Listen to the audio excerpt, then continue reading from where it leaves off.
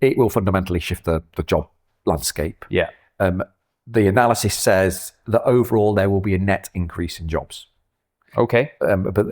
Which will outweigh. So yes, I like to be optimistic about these things. If you don't have any AI skill today, the chances of you going into this new job paradigm are very low.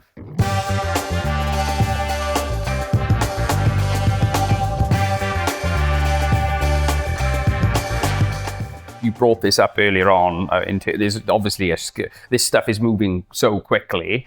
There's obviously a dearth of talent around to support this type of various parts of the AI transition journey.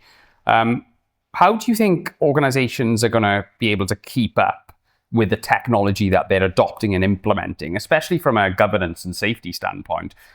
What are you saying to organizations to ensure their workforce are suitably skilled to support the new technology they're implementing?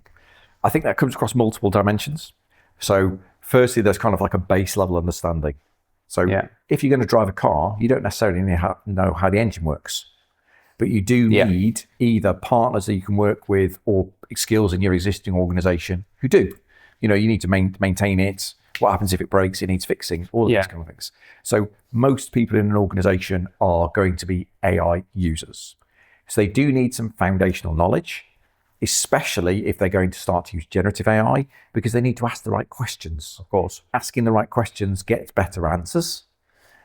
But you don't need to know ultimately how retrieval augmented generation works, how language models work, how tokenization works, how all of the different AI algorithms operate.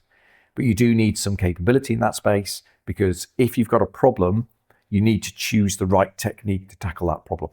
Sure. And that's where I definitely see that there is a gap from a skills perspective. And it goes all the way through, right the way from this sort of broad education across the ecosystem. So I think there's a couple of ways of doing that. One is from board level down, get leaders in organizations to understand where AI can play a role, what type of problems that you can address with AI, so that when these leaders find these problems, they know the right kind of tools to bring in. Yeah, of course, yeah. I think there's an augmentation play as well, which is you can go on the AI journey all on your own. It's tough.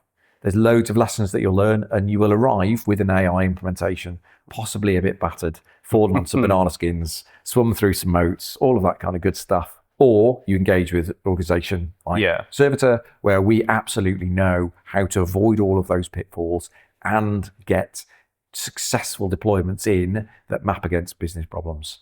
But it is all about driving all of that through the organization. And when you start thinking about AI initiatives, it's a team sport. Make sure that you've got some diversity of thought. Make sure that you've got some people with the right kind of skill and those who understand your business and your business domain data, as well as those people who can bring in the technology-based skills, because it's one of the major areas where it's such an overlap between some of the disciplines that we've seen from IT, some of the disciplines we've seen from computer science, because they're slightly different, combined with some of the business knowledge, with also some of the data science style capabilities. Yeah, very well said. I think there's loads of bits to tackle there, but I wanted to come back to the skills part. I'm doing a talk tomorrow at London South Bank University to a load of students. And I know, Matt, you've got children who are potentially entering the jobs market soon. So what the question I want to ask you is, if there's any young people listening to this, or actually people who want to change careers of any age, if you are looking to work or maybe capitalize on this explosion of interest and the proliferation of AI capability within business and government and so on and so forth, what sort of emerging careers do you think, or emerging vocations will likely pick up speed over the next couple of years? We talked about AI ethics, I think is probably one. Yes. Obviously there's a lot of prompt engineering courses and around things at the moment. What ones really stand out for you as a, say to a young person, if you get into this line of work, if you're interested in that type of thing, I think there's going to be jobs in the future with that, for those type of skills. I think we're going to see an emerging need for somebody who understands business problems and how to translate them into ways that algorithms can implement them. Right. So this is the formation between... Well, that's like a business analyst type skill set then, is it? With prompt engineering. Yeah, sure. So we've heard of vibe coding. Yeah, of course. So like vibe coding, marketing, vibe is it's the latest one. Yeah, the latest trend.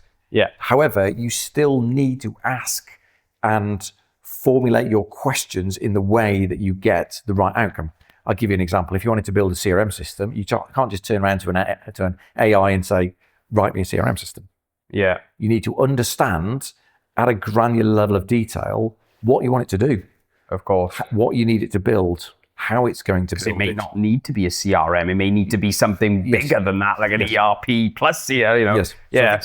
So some of that, beyond, so this is sort of like the creative side meets the business analyst meets the prompt engineer. Yeah. And I think these are roles that are going to start emerging where you can have somebody who can speak to a business person or understand business problems. Yeah. Analyze them to a degree that they understand how to turn that business problem into the logic that you need, and then turn that into an effective prompt to go through a vibe coding style process where the algorithm is creating the code that you need.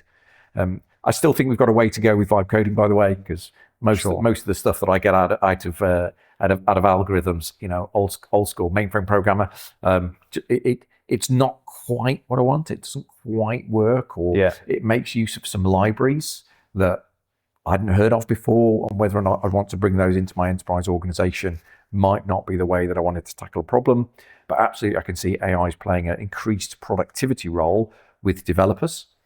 And I can see this, if anything, I almost see the role of the developer, which is somebody who picks up lots of bits and stitches them together, probably translating into this business analyst meets prompt engineering.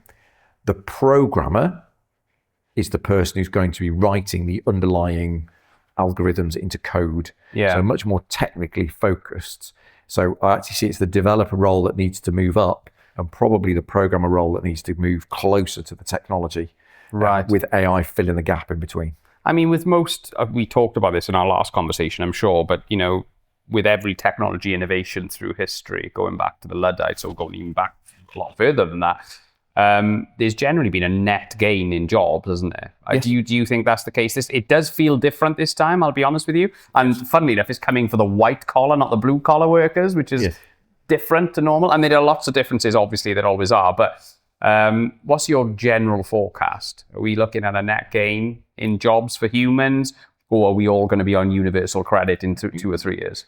I think the analysis shows that it will fundamentally shift the job landscape. Yeah.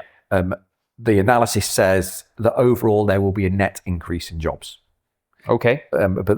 Which will outweigh. So yes. So I like to be optimistic about these things. So, but you're talking. I think it will get rid of a significant volume of jobs, and then it will create a small 10% uptick. What that does mean is that, and I think fundamentally this is right. If you don't have any AI skill today, the chances of you going into this new job paradigm are very low. So you need to be AI native. You need to have an understanding. You don't need to know how the algorithms work or anything along those lines, but you need to have a broad understanding of what the technology does. How to, basic things like how to write a good prompt. Yeah. These kind of skills, because it's not just a case of writing one line. It blows my mind how so many people are still not using AI for more things because they don't really get how to prompt properly. It's just crazy to me. But there's still a lot of people like that. Most people are probably like that, aren't they? I think over the next few years, we'll see people having a greater interaction with AI or generative AI, specifically on a more regular basis. Yeah. And I think the people who are kind of in the AI world will still use AI techniques to find hidden patterns in data, and then expose that through generative AI techniques, which users will consume. And I also think as we start to see agentic workflow, increase in the probabilistic nature of it, because at the minute you're timesing probabilities together, so it's not a deterministic outcome, which is what people are expecting. Yeah. As we start to see these workflows play out more generally, they will start to be able to achieve some fairly straightforward workflows that historically have been mandrolic, people driving them.